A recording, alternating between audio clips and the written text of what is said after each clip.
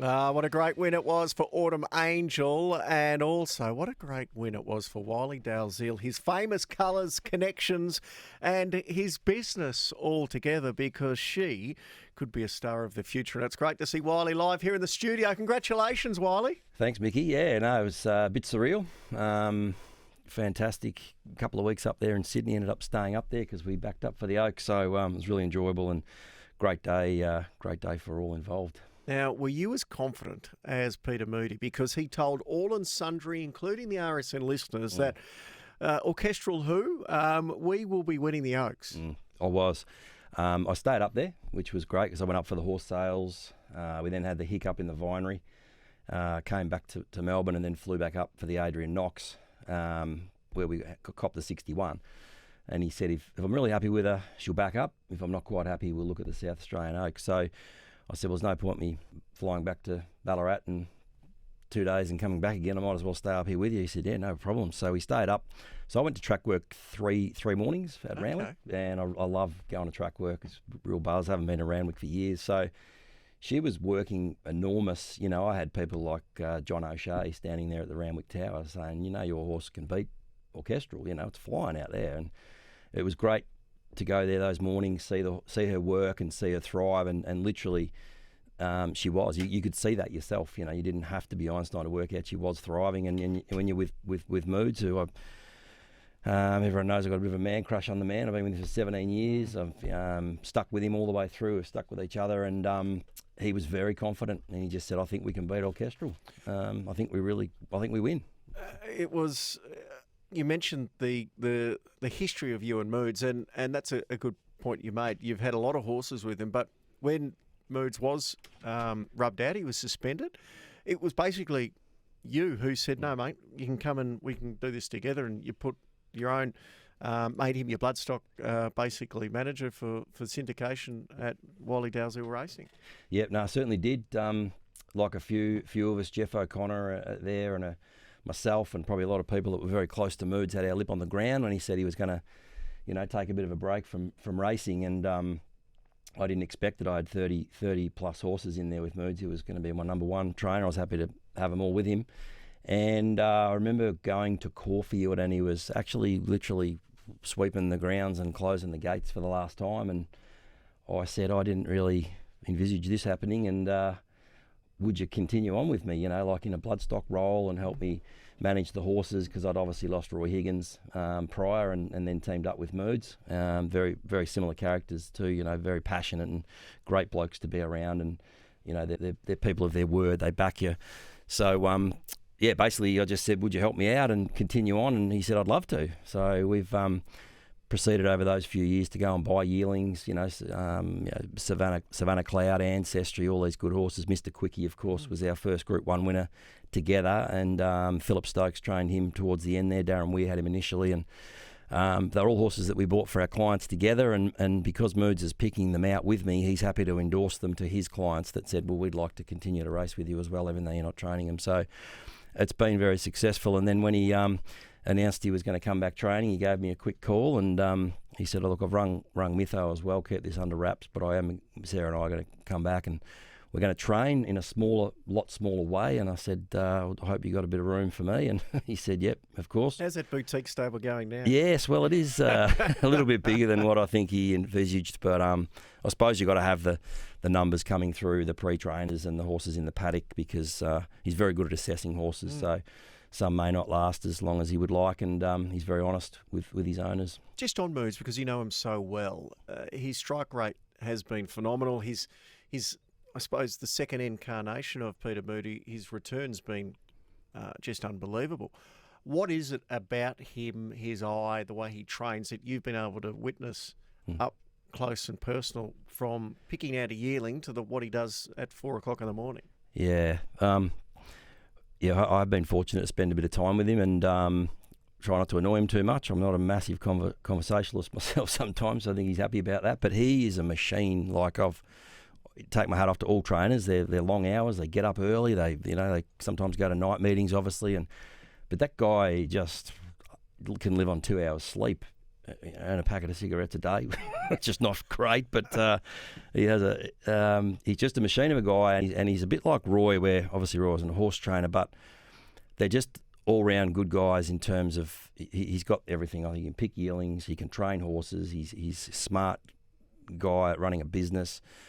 He's very honest, he's good at reading people, but he's self-driven, and it's not about the money. Of course, the money helps all of us when in life, but he's actually a passionate man, and he just generally loves it, and got a good team around him, and very good grand final trainer, getting him right. He knows it's very hard to try and win 2 or 3 Group 1s in each prep, so he'll get him right for the grand final. But I just think his dedication and his drive and his passion, and he's not afraid to tell you what he thinks either, Moods, and it doesn't matter who you are, he'll give you his opinion. And he's done a lot of functions for me over the years where I'm thinking this room's going to walk out in a minute.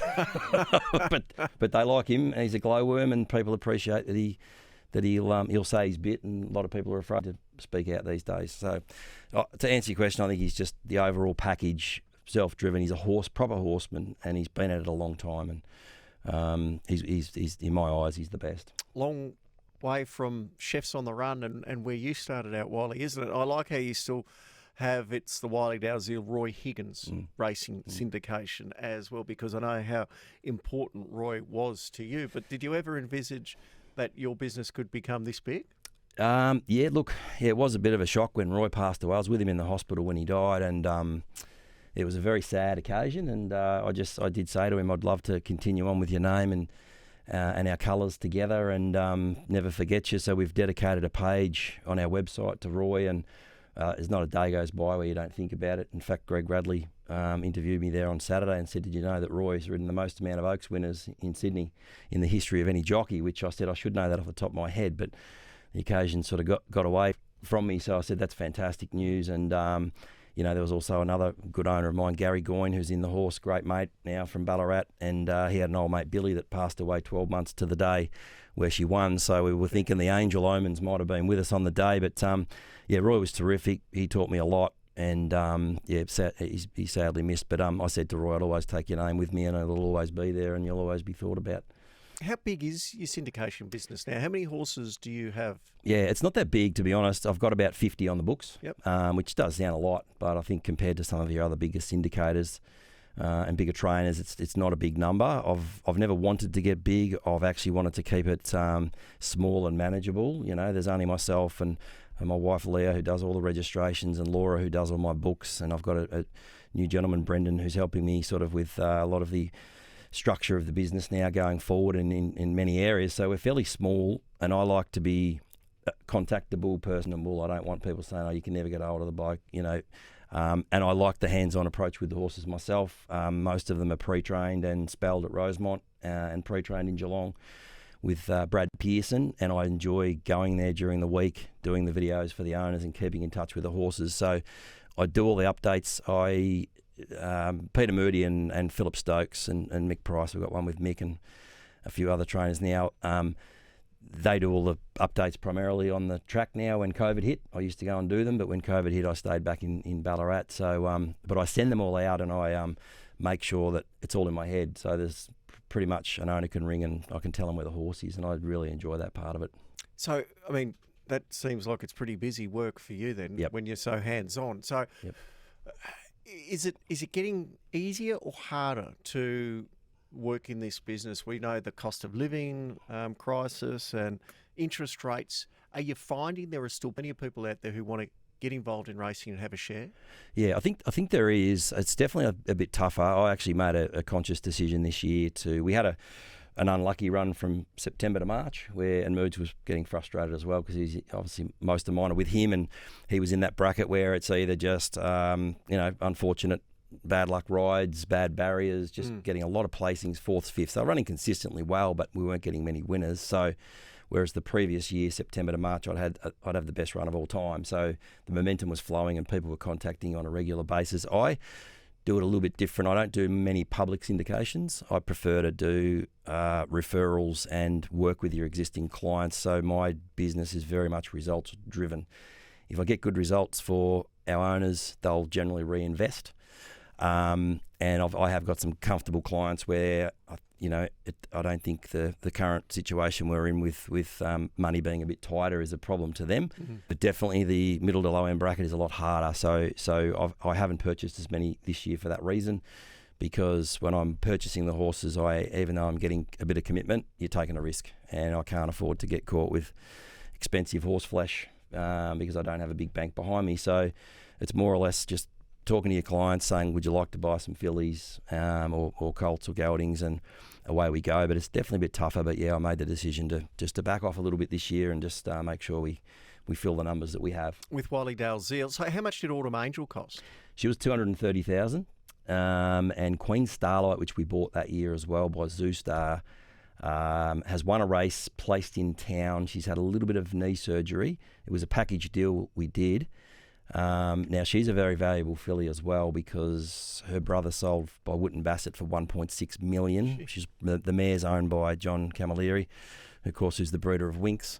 And I spoke to him in Sydney, and he said the next one coming through at Sedgemoor, they've told me it's the best colt in the yard by I'm Invincible, and he could top the sale next year. So that little package, the way it came about, I really wanted to go and buy fillies from Sydney. James Price from Inglis was at me a little bit to come up and support the sale, and I said it's quite a blue blood expensive type sale, and he said, mate, you can get good horses there for 150 to 250. So I went to a gentleman called Foxy Robinson. He's called Foxy in Darwin, who's I'd known for a while, and said, I'd love your backing. And he said, well, I'm selling one, so whatever I get for that, I'll tip in to these ones you want to buy. And then some very good, close other clients that are in the horse just said, yeah, no, we'd love to race a couple of horses with you. I take a stake in all the horses, so that's probably the other reason I need to keep my numbers a bit lower, training fees and all the expenses that go with it. So we got a really good group together.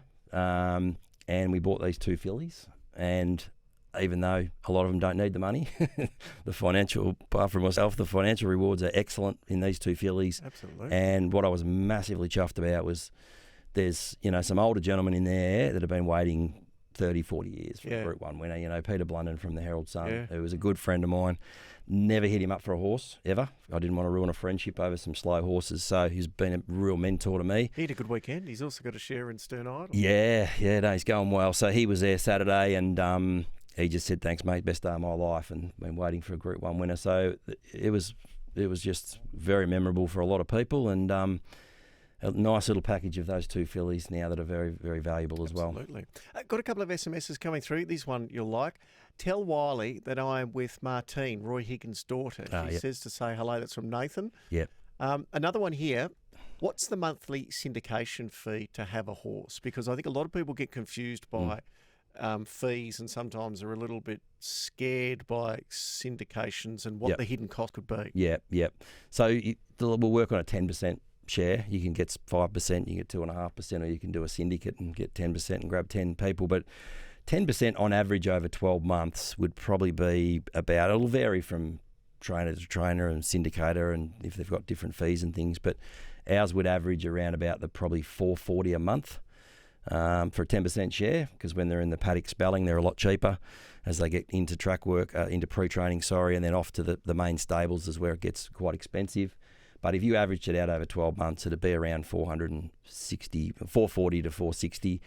The only times it gets more expensive, which you don't mind, is if you get a horse like Autumn Angel, who's going to travel quite a lot. Your acceptance fees are a lot higher for group races, and your costs go right up, but you're getting the money to pay for those expenses. So normal horse sort of going to the country provincials or a Saturday meeting, that's generally the rule I work on.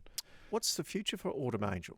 She's a very valuable filly now. She's a very valuable filly. I think she's a very special filly in terms of she's just a winner. Gives her all, and she's got great ability. So Moods rang me a couple of times on the way home Saturday night. We did the trophy presentation. He'd been up there like me for a couple of weeks and was keen to get home, so he jumped in the car and drove home, and I think he was home in bed by 1:30 a.m. But he said, look, if she does well, which she seems to have, the boys have said the next morning she pulled up pretty good there at Randwick. I'm going to take her to Queensland. She's going to have a little freshen up spell, and because he didn't hammer her in the spring for the ATC Oaks, he rang and with his blessing we said, put her in the paddock. You're the boss. You know the horse best. She only had the 4 runs, and he said there's a couple of runs left in her as a 3-year-old. So we're going to take her to Queensland. If he's happy with her, she'll have. I'm not sure what the lead-up race will be, but it'll either be into the Derby or into the Oaks in Queensland. So another crack as a 3-year-old. Group 1. Is he going to then have a light spring, or is she a potential Caulfield Cup contender? Yeah, he sort of did mention that last prep, that you might have a Caulfield Cup horse on your hands in time. We sort of did discuss that a little bit. Just, it's very hard with the imports coming in now to try and win these Melbourne and Caulfield Cups, but I dare say they'll put that on the radar for sure. Yeah. Have you got any other horses that we're getting excited about? Have you got a few running this weekend? Yeah, we have. So at this stage, Gates, who a bit of a mystery run last start, he went very, very hard up front and didn't settle and relax and was pulled out of the race there. He was on a Derby mission there, but we sort of aborted that. So he will head to the Mornington Guineas on Saturday and sort of build his way back up again. He's got good talent, and Mood sort of doesn't want to give up on him. We've got Savannah Cloud, who's been another ripper purchase for us, who's Philip Stokes has trained for us very, very well. He's been a great purchase. He'll go to the Hariba, and potentially a 2-year-old filly by Ocean Park, who's a half to Good Banter, who won the Adrian Knox, might have her first start at Mornington. So, yeah, 3 there and possibly 1 going on Thursday night. All the updates are generally done on Tuesday morning, so there'll be a few sitting there for me. How's that debutante look? Yeah, she's a very nice filly, but she's by Ocean Park, so she'll potentially might need a little bit further in time, and she might be more or less there for a bit of a competitive run, but an educational type run into the future. She's more of a 3-year-old, but she's up and about, and at this stage, if she does well, she could head there. You've had Mr. Quickie, as you said, Group 1 winner before, but is this what Moods is telling you the best horse you've ever seen or touched? Oh, definitely. Like, even from day one, and you kid yourself sometimes, you see a lot of horses, but she's just had something about her the whole way through. She's obviously won a Group 2, Group 3, now Group 1. She's won, 14, 16, 2,000, 2,400. She's a very special filly. She gives her all. She, should be unplaced. She should be in the placings all her career, but unfortunately had a bit of trouble at one of the races there where she was held up. But, yeah, definitely anything I've had to do with, she's the best filly. So, may there be more of them. Exciting times. So you say you have a fairly closed shop, but if there's anyone that wants to get involved, do they just give you a contact? Oh, absolutely. We've got a couple of very nice horses on the website. There's a Tagaloa colt from the Magic Millions that we bought, who's quite precocious. The breaker's pretty bullish about him. And there's also a filly by Ardrossan that we bought out in New Zealand, not expensive at all, and both there for public syndication and for anybody to get involved in. There you go. And you are a trained chef. What's your go-to meal? I love duck at the Asian Chinese restaurants. Oh. Peking duck, roast duck. It's one of my favourites. But look, just good, simple, nice food, and Japanese food's quite good. We had a bit of that, didn't we? We did have a bit of Wasn't Moon's favourite fare, it's fair to say, by the end of it, but it was a great Japan Cup tour. Yeah. I think he said, any chance any of you have got a match over here that can cook some of this raw fish? Oh, yeah. I sat next to him and enjoyed his because he didn't like it. I love it. So. Hey, mate, well done. Congratulations. It's exciting. I think that Oaks is going to be a very strong Oaks in Sydney. The second and third fillies are very, very smart indeed. So we'll look forward to hopefully seeing her in Queensland, and then who knows, in the spring. Yep, good on you. Thanks, Mick. Appreciate it. Wylie Dalziel joining us there from Dalziel, and also Roy Higgins Racing.